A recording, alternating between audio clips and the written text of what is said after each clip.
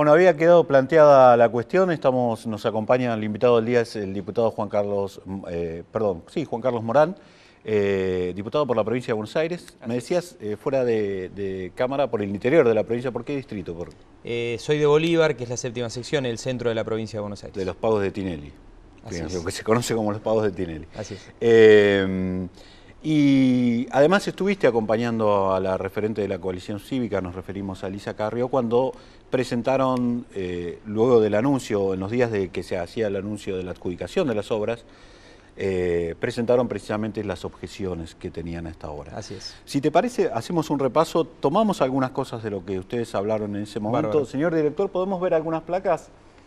En la primera lo que vamos a ver cuál es el estado de la red ferroviaria argentina, y lo que se ve ahí es que claramente, como todo el mundo sabe y como cualquiera que viaja en tren, yo ya les confesé que viajo en el Roca casi diariamente, bueno, en realidad fuimos para atrás en la Argentina. Teníamos en 1989, antes de aquella que Menem esa ramal que cierra, ramal que cierra, 35.000 kilómetros de vías operables.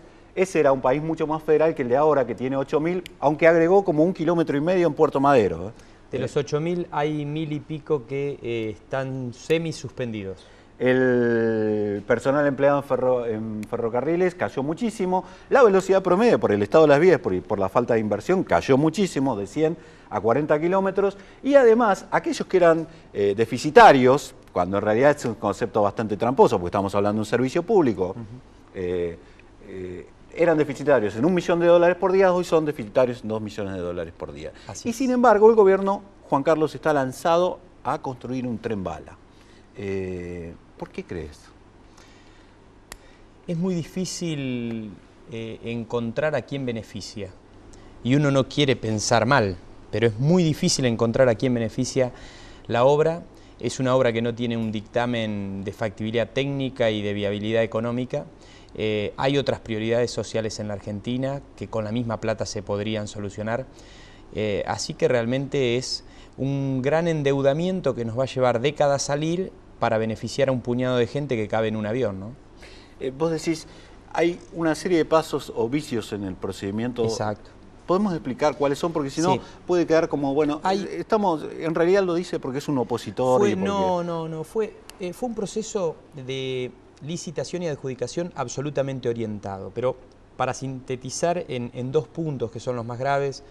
Por un lado, la ley de inversión pública exige que una dirección del Ministerio de Economía, que se llama la Dirección de Inversión Pública, tiene que hacer un dictamen diciendo este proyecto que supera los 11 millones de pesos, que es la línea sobre la cual uno tiene que hacer dictamen, tiene que decir, bueno, técnicamente es viable, económicamente factible y es una prioridad social.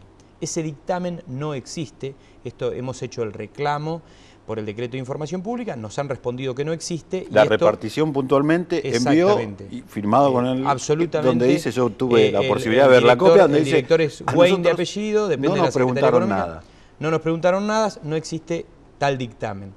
La segunda irregularidad es que se cambia la oferta, gran parte de lo que es la oferta en la estructura financiera. Para explicarlo con palabras muy entendibles, competimos 3 grupos para hacer el proyecto del tren bala. Sí. De los 3 grupos, gana uno, que es el grupo Veloxia, liderado por Alstom, fundamentalmente porque Alstom es la misma compañía que está sospechada de sobornos en Brasil, en Venezuela y en 2 países. Y que además más es la que hizo el tren, este tranvía que funciona en Puerto Madero. Exactamente.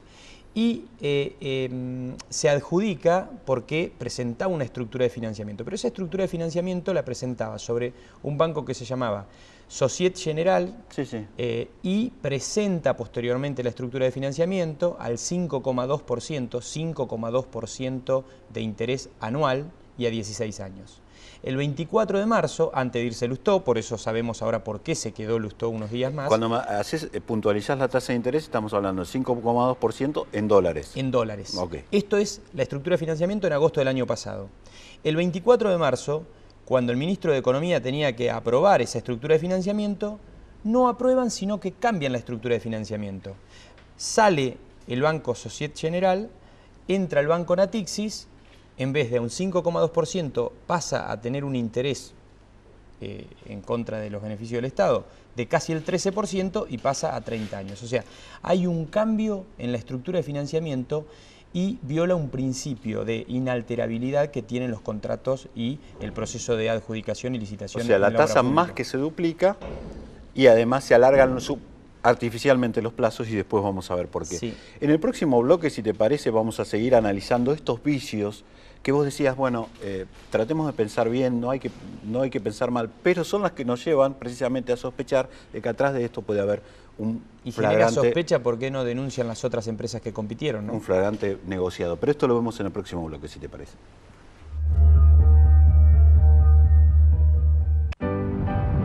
Créditos del Ciudad.